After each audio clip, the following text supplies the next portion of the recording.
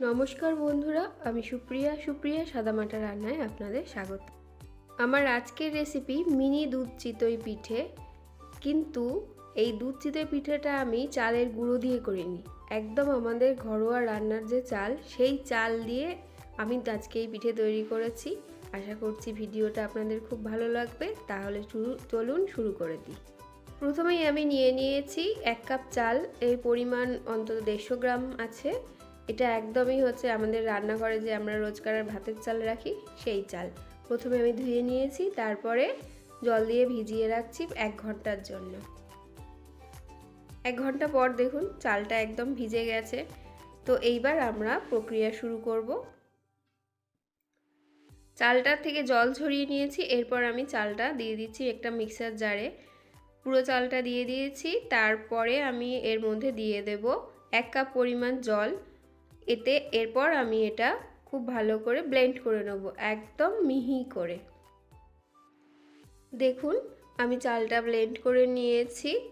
এবার এটা আমি একটা বাটিতে ঢেলে নিচ্ছি। এটা এখন বেশ গাঢ় রয়েছে। এরপর আমি এতে আরও প্রায় 1 কাপ পরিমাণ জল মেশাবো, যাতে এটা ভীষণ পাতলা হয়ে যায়, কারণ এই পিঠে তৈরি করার জন্য পাতলা চালের ব্যাটারি দরকার।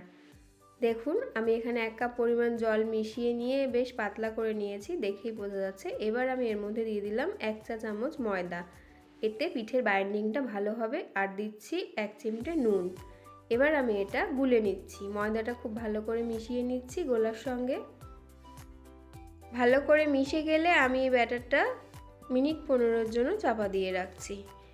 এরপর গ্যাস ওভেনে আমি একটা মিনি ছাঁচ বসিয়ে নিয়েছি।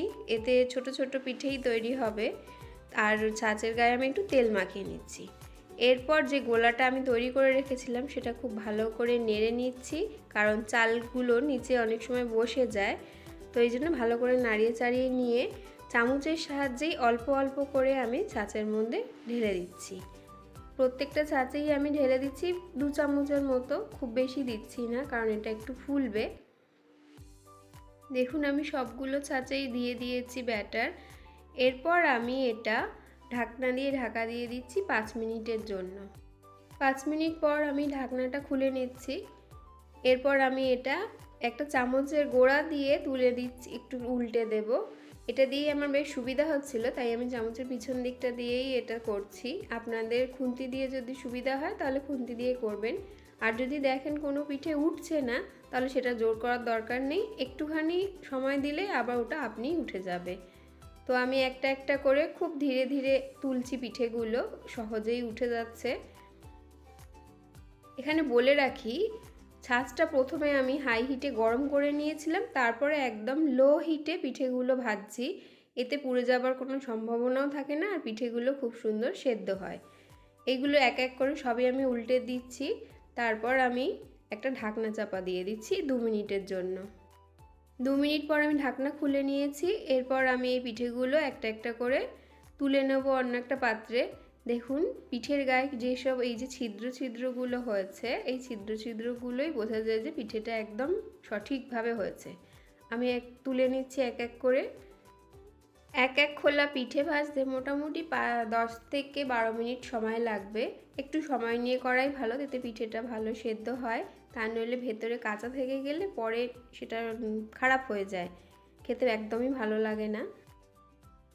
আবারও আমি ভাজবো পিঠে, তাই জন্য আবার একটু তেল লাগিয়ে নিচ্ছি। খুব সামান্য তেলই লাগাতে হয়, খুব বেশি তেলের প্রয়োজন হয় না এখানে। দেখুন খুব সুন্দরভাবে সেকেন্ড ব্যাচটাও হয়েছে। আর এই পিঠের গায়ে যে ছিদ্রগুলো দেখছেন, আগেই বলেছি, এগুলো দেখলে বোঝা যায় যে পিঠেটা একদম পারফেক্ট হয়েছে। আর এর ভেতরে তাহলে ওই দুধের ক্ষীরটাও খুব সুন্দরভাবে ঢোকে, খেতেও খুব ভালো হয়। পিঠেগুলো ভাজতে ভাজতেই আমি এদিকে অন্য ওভেনে আর একটা প্যান বসিয়ে দিয়ে তাতে নিয়ে নিয়েছি 500 ml দুধ। দুধটা গাঢ় দুধই আছে, তার মধ্যে দিয়ে দিলাম 4টে এলাচ ফাটিয়ে নিয়েছি। তারপরে দিয়ে এটা দুধটা ভালো করে নাড়াচাড়া করে নিচ্ছি। দুধটা ফুটে উঠেছে আর আমি ক্রমাগত নাড়াচাড়া করছি। অন্যদিকে অন্য ওভেনে আমার পিঠেও তৈরি হচ্ছে, দুটো কাজই একসঙ্গে হচ্ছে।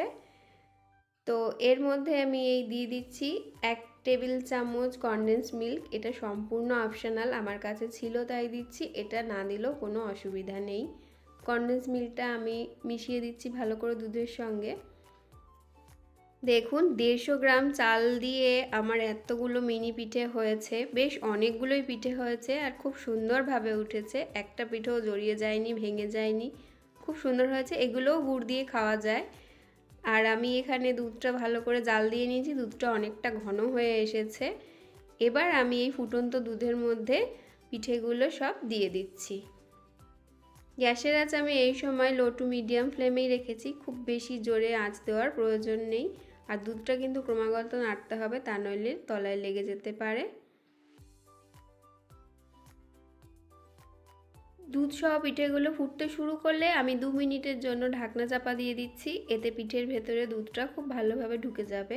2 মিনিট পর আমি একটু খুলে নিচ্ছি, দেখুন দুধটা গাঢ় ছিল তাই সরগুলো কড়ার গায়ে লেগে গেছে। তো এবার আমি এর মধ্যে দিয়ে দিচ্ছি 150 গ্রাম গুড়। আমি এটা গুড় দিয়েই করবো এই পিঠেটা, আপনারা চিনিও দিতে পারেন। গুড়টা আমি খুব ভালো করে মিশিয়ে নিচ্ছি দুধের মধ্যে। আসলে গুড় দিলে দুধের পিঠের রঙটা খুব সুন্দর আসে, দেখুন রঙটা দেখেই বুঝতে পারছেন খুব সুন্দর রঙ এসেছে আর গন্ধটাও খুব সুন্দর। আমার কিন্তু পিঠে একটাও ভেঙে যায়নি, একদম গোটা গোটাই আছে। এর জন্যই আমি ওই 1 চামচ ময়দা ব্যাটারে মিশিয়েছিলাম। তো দুধটা ফুটে উঠেছে, আমার পিঠে মোটামুটি রেডি হয়ে গেছে। দেখুন কি সুন্দর হয়েছে পিঠেগুলো দেখতে, খেতেও খুব সুন্দর। আপনারা অবশ্যই বাড়িতে তৈরি করে দেখবেন। এবার আমি একটা বাটিতে সার্ভ করে নিচ্ছি। তো কোনো রকম ঝামেলা ছাড়াই তৈরি করে ফেললাম মিনি দুধ চিতই পিঠে। ভিডিওটা আপনাদের কেমন লাগলো কমেন্ট করে অবশ্যই জানাবেন। আর পিঠেগুলো একবার অবশ্যই তৈরি করবেন এই শীতের মরশুমে। তো আজকে এই পর্যন্তই, ফিরে আসবো নতুন কোনো ভিডিও নিয়ে। ভিডিওটা ভালো লাগলে আমার চ্যানেলটা সাবস্ক্রাইব করে দিতে ভুলবেন না। আর বন্ধুদের মধ্যে শেয়ার আর একটা লাইক অবশ্যই হয়ে যাক এই ভিডিওর জন্য। তো আজকের মতো এখানেই শেষ করছি, টাটা।